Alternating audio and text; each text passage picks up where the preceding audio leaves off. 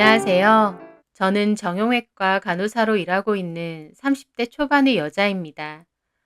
결혼은 타이밍이 맞는 사람과 한다는 말이 있는데 제가 그런 것 같습니다.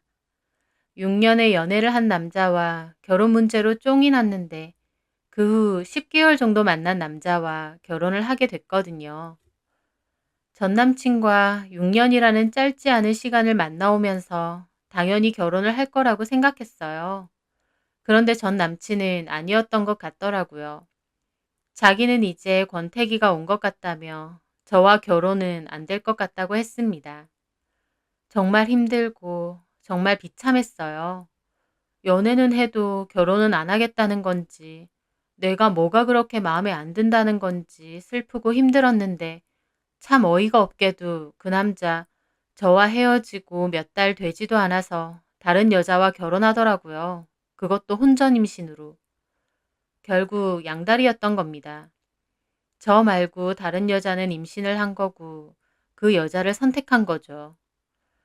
사랑하고 믿었던 사람한테 배신당하니 그 괴로움은 말도 못합니다. 가만히 있으면 온갖 잡생각에 머리가 너무 복잡하니까 오히려 일에 더 집중하고 취미도 가지려고 하면서 잊어버리려고 했습니다. 시간이 약인지 저도 마음을 추스려 가면서 점차 괜찮아졌고 또 한편으론 나도 보란 듯이 괜찮은 남자와 결혼해야겠다 싶은 생각도 있었죠. 그렇게 마음이 외로웠던 그때 그 남자가 다가온 겁니다. 그 남자는 제가 일하는 병원의 환자였어요.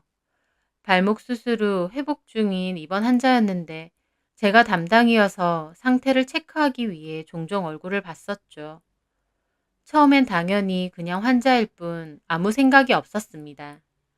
그 사람도 저에게 별다른 관심이 있다는 건 느끼지 못했고요. 다만 그분의 어머니는 저에게 관심이 많으신 듯 했습니다. 늘 그분의 어머니가 간호를 해주셨는지 옆에 앉아 계셨어요. 그러면서 저한테 음료수도 한 번씩 주시고 잘 챙겨줘서 고맙다는 말도 하셨어요. 그리고 저한테 이런저런 질문도 하셨죠.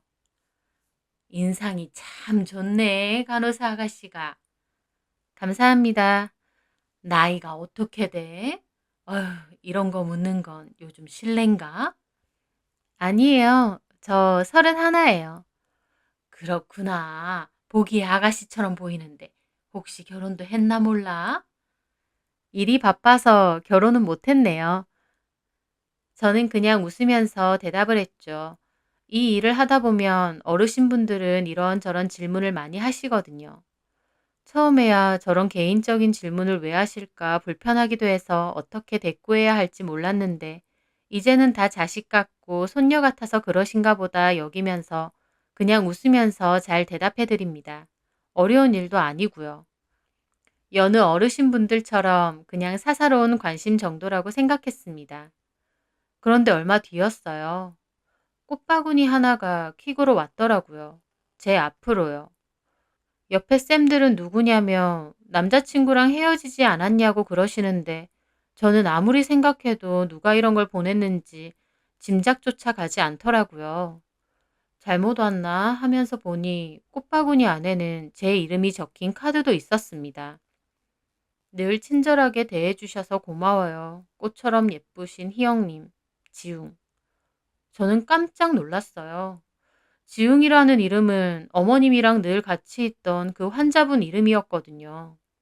옆에 다른 쌤들은 웬일이냐며 부럽다면서 호들갑을 떠는데 저는 좀 얼떨떨 하더라고요. 그분 어머님이야 저에게 이런저런 질문을 하셨지만 정작 그 남자분이 저에게 어떤 관심이나 호감이 있을 거라곤 전혀 생각 못 했거든요. 그리고 그런 꽃바구니까지 받게 되니 그분 입원실에 들어가는 게 갑자기 쑥스럽고 새삼스러워지더라고요. 어쨌든 일은 해야 되니까 병실로 들어갔는데 어머님은 안 계셨습니다. 그분도 저만큼이나 민망해하면서 꽃다발 잘 받으셨냐고 묻더라고요. 네, 근데 뭐하러 보내셨어요, 그런 걸. 잘 챙겨주셔서 감사해서요. 제 할 일인데요, 뭐. 저기, 저 내일이면 퇴원인 거 아시죠? 네, 알죠. 혹시 실례가 안 된다면 번호를 좀 알 수 있을까요? 남자는 쑥스러운 얼굴로 저에게 번호를 달라고 했습니다. 무턱대고 저한테 관심 있다고 번호 달라고 했으면 저도 당연히 안 된다고 거절했겠죠. 그런 무대뽀 남자 환자분들도 꽤 많으시거든요. 줄 거면 주고 말 거면 말라는 식으로 툭툭 건드리고 떠보는 사람들이요. 하지만 그분은 로맨틱하고 정중하게 다가왔습니다. 풍성한 꽃바구니를 깜짝 선물로 보내고 쑥스러운 얼굴로 조심스럽게 연락처를 물으니 저도 거절하고 싶지 않더라고요. 또 그 남자분이 피부도 하얗고 얼굴도 멀끔하게 잘 생기신 편이었거든요. 그래서 저는 잠시 망설이다가 말씀드렸죠.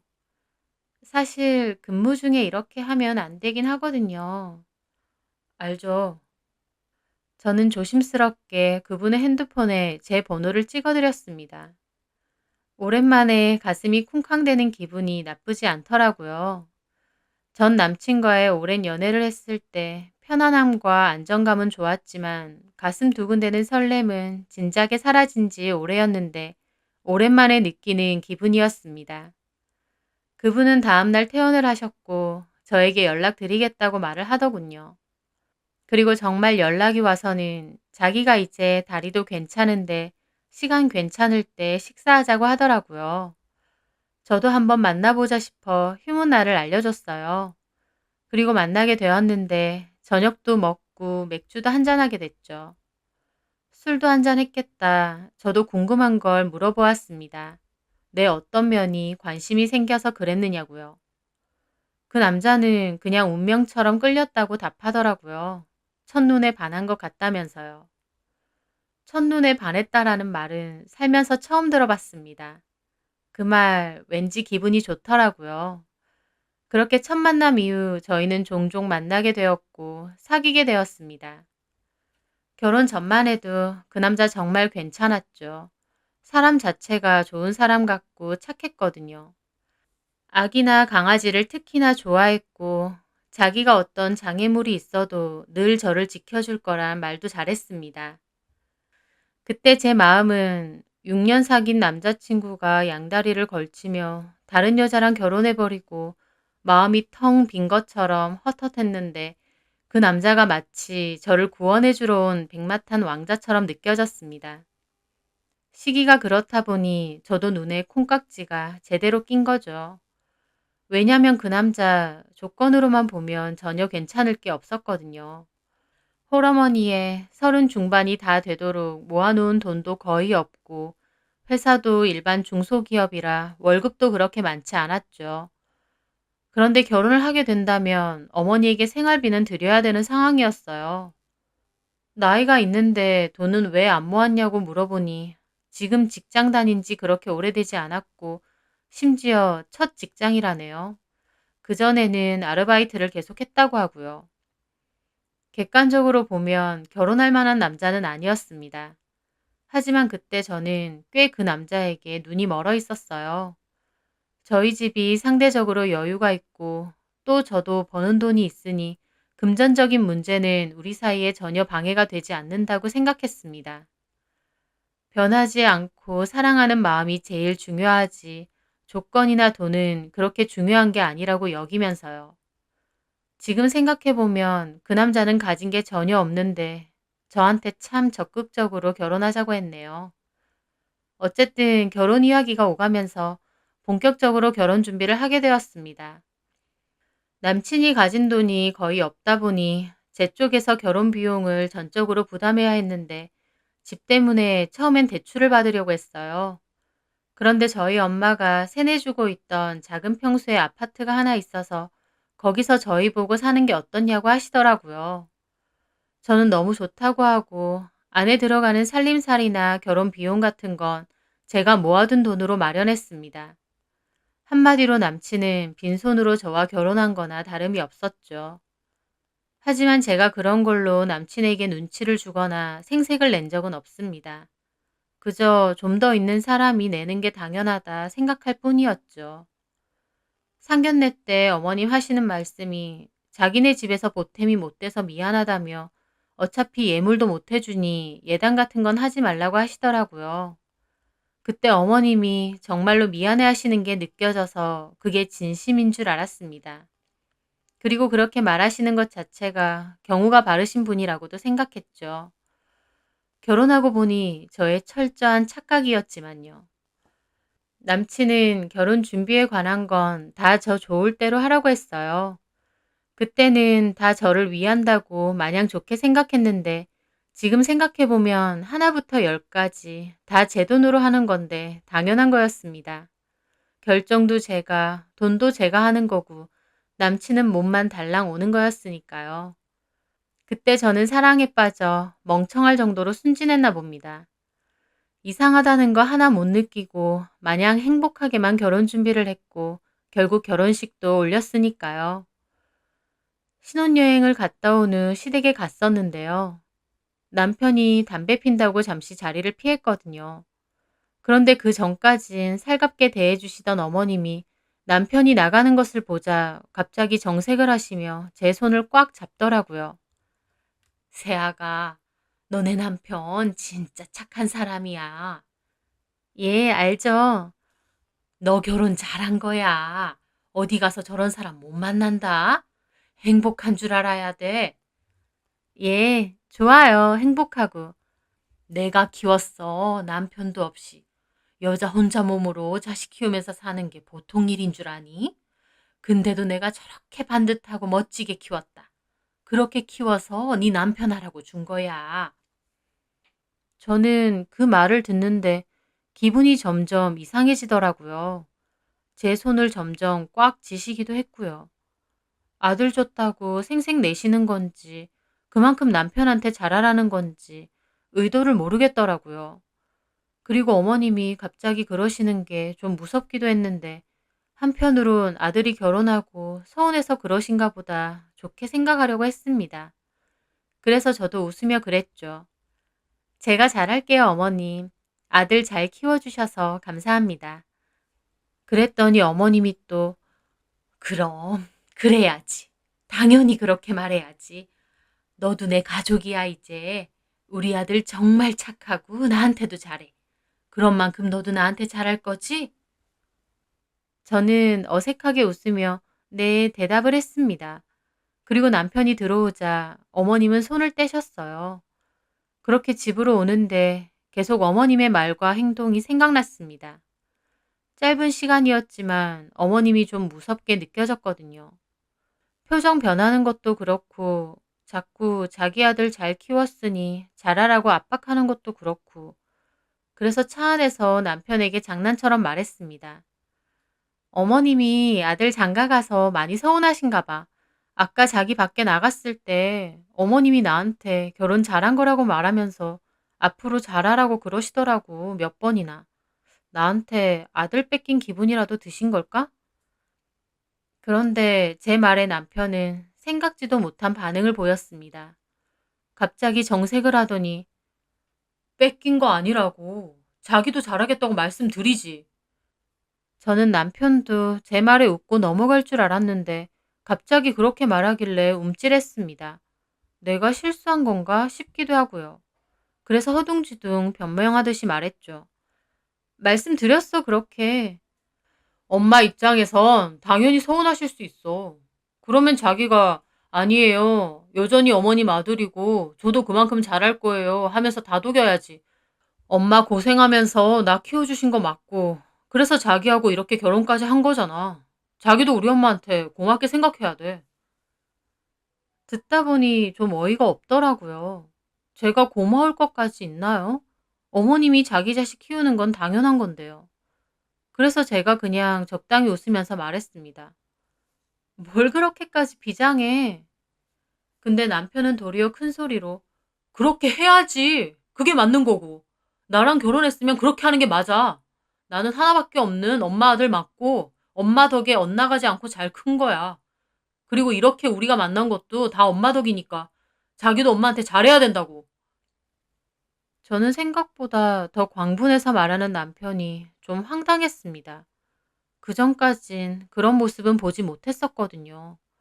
그리고 자기가 저 좋다고 대시했으면서 왜 엄마 덕에 만났다고 하는지 이해가 안 되더라고요. 왜 우리가 만난 게 어머님 덕이라는 거야? 엄마가 자기한테 꽃바구니 보냈으니까. 저는 그 말을 듣고 정말 소스라치게 놀랐습니다. 뭐라고? 그 꽃바구니 엄마가 보낸 거라고. 자기가 며느리감으로 괜찮아 보인다고 나보고 잘 좀 해보라면서 꽃바구니 보내신 거라고. 그 말을 듣는데 저는 꽤 충격을 받았습니다. 사실 그냥 환자일 뿐이었던 남편에게 마음을 연 건 그 꽃바구니 때문이라고 해도 과언이 아니었거든요. 근데 정작 그 꽃바구니를 남편이 아니라 어머님이 보내셨다니요. 그것도 남편이 직접 보내는 것처럼 꾸며서요. 어떻게 보면 별거 아닐 수도 있지만 왠지 속은 것 같고 기분이 참 묘하더라고요. 하지만 남편은 아랑곳 않고 말하더군요. 이제 알겠지? 엄마가 우리 이어주신 거라고.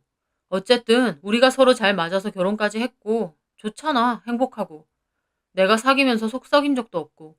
그게 다 우리 엄마가 나 잘 키워줘서 그런 거야. 저는 생각보다 남편과 어머님 사이가 굉장히 돈독하구나. 홀어머니의 자식은 남편뿐이라서 그런지 서로 엄청 의지하고 살았겠다라는 생각이 들었어요. 그래서 좋게 좋게 생각하고 넘어가려고 했습니다. 그런데 그 후 어머님은 본격적으로 저한테 아들 내어준 값을 받으시려고 하시더군요. 저희는 어머님 댁에 자주 가게 됐어요. 갈 때마다 장 봐오라고 하셔서 어머님 드실 것도 사가는데 그것도 비용이 꽤 됩니다. 남편이 이미 어머님에게 매달 상당한 금액의 돈을 들이고 있어서 거의 제가 버는 돈으로 생활을 하는 건데 그마저도 이거 사와라 저거 사와라 장보라고 목록까지 보내시니 생활비가 이중으로 드는 셈이었죠. 그런데 어머님은 그게 성에 안 차는 것 같더라고요. 한 번은 시댁에 갔더니 자기가 친구들 만났는데 부끄럽더라면서 자기 친구들은 며느리가 사줬다고 명품백 하나씩 들고 다니는데 자기만 다 떨어진 가방 들고 다닌다고 서럽다고 하시더라고요. 남편은 돈도 없으면서 알겠다고 엄마도 명품백 하나 사라고 큰 소리 탕탕 치고요.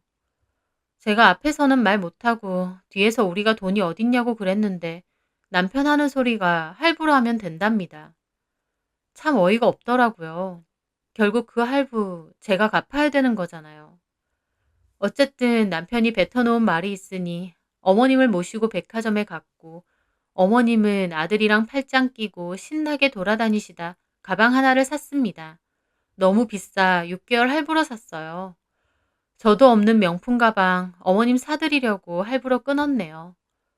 예상에 없던 지출이라 그것만 해도 꽤 희청이기도 했고 머릿속에선 많은 생각이 들었는데 그게 시작이었습니다. 한번 그렇게 사드리니 어머님도 재미가 들렸는지 그 후 사달라는 품목도 정말 다양해지더군요. 홍삼이니 의료기기니 자잘하게는 홈쇼핑에서 파는 옷이나 본인 머리하는 비용까지 다 저희 카드로 계산했어요. 제가 병원 일한다고 주말에 못 가고 바쁘면 남편이라도 가서 둘이서 그렇게 신나게 카드를 긁고 다닌 모양이더라고요.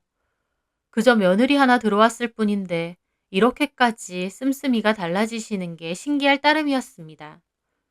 그렇다고 제가 돈을 엄청 잘 벌거나 저희 친정이 대단한 부자도 아닌데요. 무슨 느낌이냐면 내 아들이 버는 돈은 아까워서 못 쓰겠는데 며느리가 버는 돈은 어떻게든 더 써야겠다라는 게 느껴진달까요? 나중에는 눈 밑에 지방 재배치 수술까지 해달라고 하시더라고요. 저는 진짜 어머님이 돈을 맡겨놓은 줄 알았습니다. 그러는 도중에도 중간중간 얼마나 자기 아들이 괜찮은 사람이고 제가 좋은 사람이랑 결혼했다는 걸 어필하시는지 나중에는 진짜 그런 것 같다는 세뇌까지 당할 정도였어요. 하지만 그렇게 멍하게 있던 저는 남편이 치워둔 4개월치의 카드 명세서를 발견하고 정신이 번쩍 들었습니다. 저희는 부부 생활비 카드를 만들어서 제 월급 중 정해진 금액을 남편 통장에다 넣어서 그걸로 매달 카드 대금을 결제했거든요. 저야 월급이 같으니 늘 같은 돈을 입금했고 따로 명세서를 확인하거나 하진 않았는데 서랍에서 뭉텅이로 남편이 숨겨둔 명세서가 있었어요. 카드값을 보는데 경악 그 자체더군요. 제가 남편에게 보내는 카드값보다 넘어서니 연체도 이미 진행 중이었습니다. 저는 남편에게 이게 뭐냐고 따졌어요. 그런데 남편은 엄마가 아들 결혼하고 마음이 적적해서 이런 걸로라도 보상받고 싶으셨나 봐. 이해 좀 해줘. 엄마 평생 사시면서 마음대로 쓰시고 산 적이 없어서 그래. 도대체 그 보상을 언제까지 받으셔야 돼? 아니, 아들이 결혼해서 다른 나라로 이민 간 것도 아니고 이미 지금도 충분히 자주 보고 계시잖아. 그리고 뭐가 그렇게 아쉬우시대? 우리 엄마라고 뭐 마음대로 펑펑 쓰고 살았어? 다 그렇게 살았어. 어머님만 그러신 거 아니고. 우리 엄마는 경우가 좀 다르잖아. 여자 혼자 몸으로 자식 키우는 거 얼마나 힘드냐? 그리고 아무리 그래도 우리 엄마가 쓴 건데 그게 그렇게 아까워? 어, 엄청 아까워. 내가 쓴 것도 없이 카드값만 죽어라 메꿔야 되는데 안 아깝겠어? 그리고 어머님은 자꾸 자식 키운 값을 왜 나더러 내라는 건데? 돈이야 값이 갚으면 되잖아. 이미 어머님한테 월급 3분의 1을 주면서 어떻게 당신이 갚는다는 거야? 저는 그렇게 남편과 심하게 싸웠습니다. 아무리 생각해도 이건 정말 아니다 싶더라고요. 어떻게 아들 결혼시켜놓고 잘 살라고 도와주진 못할 망정 무슨 돈 나오는 ATM기라도 드린 양 이렇게 펑펑 써제낄 수가 있나요? 저는 이 일로 정말 결혼 생활에 대해 심각하게 고민을 했고 남편과 그 후에도 여러 번 싸우게 되었습니다. 그러면서 싸움 끝에 이혼 얘기까지 오가게 됐어요. 남편은 끝까지 어머님 편만 들면서 자기 엄마가 제일 불쌍하고 안쓰럽다고 생각하더라고요. 자기 엄마한테 돈 쓰는 거 아까워하는 저는 세상 매정하다고 생각하고요. 이런 사람이랑 어떻게 계속 살아야 될지 답이 안 나왔습니다. 결국 어머님의 소비가 문제인데 남편은 문제를 인지하지도 못했고 또 인지한다 쳐도 시댁하고 단호히 연을 끊을 수 있는 것도 아니었으니까요. 그리고 저도 어머님의 행동과 남편의 태도를 보며 내가 내 발등 찍었구나, 결혼 제대로 잘못했구나 라는 것을 여실히 느끼고 있었습니다. 어쩌면 처음에 꽃바구니를 주면서 의도적으로 접근했다는 생각까지 들었어요. 돈도 돈이지만 나한테 마음도 없는 남자가 자기 엄마 말만 듣고 저한테 접근한 느낌이랄까요? 그게 정말 저를 비참하게 만들더라고요. 내가 얼마나 만만하고 호구로 보이면 그랬을까 싶고요. 결국 저나 남편이나 각자 이혼에 대해 생각할 시간을 갖자고 하고 남편은 짐 싸들고 시댁으로 갔습니다. 아무리 남편에게 실망하고 시댁도 답이 없다지만 그럼에도 이혼이라는 게 쉬운 일은 아니었습니다. 결혼한 지 오래되지도 않았고요. 그래서 정말 신중하게 많은 생각을 했어요.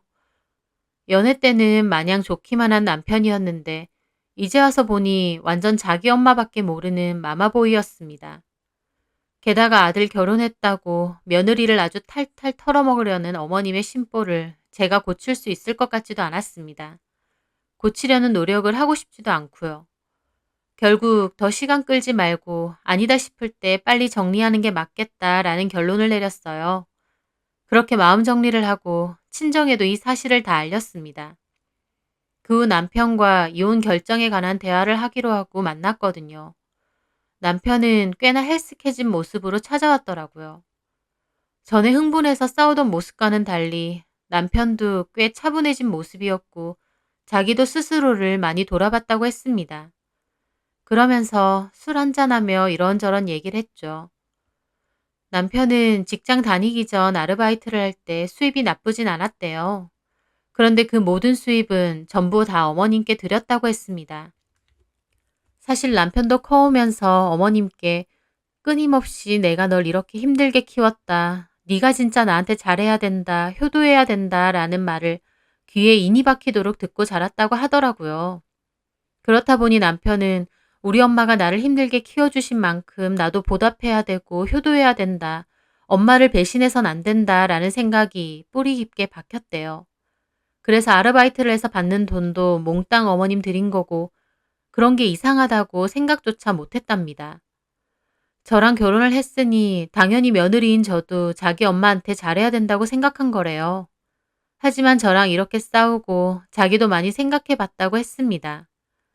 엄마의 하소연을 평생 듣고 자란 남편은 엄마가 해달라는 걸 거절하진 못하겠다고 하면서 아마 똑같은 일이 생겨도 자기는 엄마 편을 들 거라고 했습니다. 저는 남편의 이야기를 듣고 고개를 끄덕였어요. 남편에게는 그게 너무 당연한 거였습니다. 그래서 남편과 저는 더 이상 함께 갈 수가 없었어요. 저는 어머님이 원하시는 만큼 맞춰주고 희생해가며 살 생각이 추호도 없었으니까요. 그렇게 저희는 서로 허심탄회하게 대화한 끝에 좋게 이혼에 대해서 합의를 했습니다. 남편은 저에게 미안하다고 하더라고요. 사실 엄마가 꽃다발 보낸 건 맞지만 자기도 제가 좋았대요. 근데 쑥스러워서 말은 못했는데 엄마 덕에 용기를 내서 저랑 얘기도 하고 만나게 됐고 저와 함께했던 시간은 참 좋았다네요. 그래서 자기는 진심으로 엄마 덕에 우리가 만났다고 생각한다면서요. 그 꽃바구니를 어머님이 보냈다는 사실을 알고 나선 남편에 대한 마음을 계속 의심했습니다. 엄청난 카드값보다 오히려 남편의 마음이 진심이 아니었을 수도 있다는 게 더 힘들었거든요. 하지만 남편이 그건 절대 아니라고 엄마가 도와준 거지 저한테 첫눈에 반했고 정말 좋아한 건 맞다고 하더라고요. 헤어지는 마당에 그게 뭐가 중요하냐 할 수도 있지만 저는 남편에게 그 말을 들으니 제 자존감은 지켜지는 기분이었습니다. 남편은 그러면서 저 힘들게 해서 미안하다고 저를 지금도 너무 사랑하지만 자기 인생에서는 엄마가 제일 중요한 사람이라 어쩔 수 없이 이런 결정을 내리는 거고 저에게 미안하다고 했습니다. 자기는 이렇게 살아온 사람이라 바뀔 수는 없을 거라고 어쩌면 나중에 뼈저리게 후회할지 몰라도 지금으로선 이게 최선이라고요. 저도 그런 남편의 선택을 존중했고 헤어져도 서로의 안녕을 바라며 잘 살자고 하면서 좋게 헤어졌습니다. 그런데 어머님은 끝까지 말썽이셨어요. 다 끝난 이야기인데 저한테 전화해서 남의 아들 왜 이혼남 만드냐고 왜 인생 망치냐고 욕을 하시더라고요. 그러면서 하시는 소리가 너 집은 어쩔 거야? 그거 공동명의 맞지? 이혼하면 반반해야지. 결국 돈 얘기더라고요. 남편이 참 불쌍하다는 생각이 들었습니다. 이 집 저희 엄마 명의예요. 애초에 엄마가 저희 살라고 빌려주신 거 잊으셨어요? 제가 그렇게 말하자 어머님은 이번엔 차를 걸고 넘어지셨어요. 그럼 차는? 그건 제 명이죠. 제가 결혼 전부터 타고 다닌 거고요. 그리고요, 어머님. 저랑 그이가 뭐 얼마나 같이 살았다고 재산 분할 어쩌고 얘기해요. 여기 있는 거 전부 다 제 돈으로 샀고 당연히 제 명이죠. 어머님 아들 빈손으로 온 거 잊으셨어요? 어머님은 제 말에 할 말이 없으니 또 자기 아들 신세 망친다며 난리를 치시더라고요. 저도 꾹꾹 참으며 말했습니다. 어머님, 아들 신세 망치는 사람이 누군데요? 어머님이에요. 제발 정신 좀 차리고 아들 좀 그만 갉아먹으세요. 뭐라고? 지웅 씨, 저랑 헤어지고 싶어서 헤어지는 거 아니에요. 도저히 감당 안 되는 자기 엄마, 자기가 감당하면서 살 거라고 이혼하는 거예요. 저는 어머님 때문에 만정 다 떨어져서 이혼하는 거고요. 그렇게 애지중지 귀하다는 아들, 어머님 때문에 돈도 못 모으고 끌려다니면서 사는 거 안쓰럽지도 않으세요? 정말 아들을 위하신다면 아들 앞세워서 본인 욕심만 채우지 말고 오히려 도움이 될 게 없을까 생각하셔야 되는 거 아니냐고요. 너 말 다 했니? 네가 뭘 안다고 그딴 소리를 짓거려? 네, 제가 다 알지도 못하고 알고 싶지도 않아요. 그래서 이렇게 이혼하는 거고 이제 지웅 씨랑 저 남남이에요. 그러니까 남인 저한테 이렇게 전화해서 난리치지 마세요. 그리고 아들 피만 빨아먹으면 그만이지. 엄한 여자들한테 의도적으로 접근해서 결혼시킬 생각도 하지 마시고요. 더 이상 저한테 전화하지 마세요. 그럼 끊습니다. 저는 그렇게 전화를 끊고 폰도 꺼버렸습니다. 그리고 오후에 다시 켜보니 어머님 부재중 전화 몇 통이랑 남편이 정말 미안하다고 다시는 연락 안 가게 한다는 문자가 한 통 와 있었어요. 저는 알겠다고 법원 가기로 한 날짜 잊지 말고 오라고 했습니다.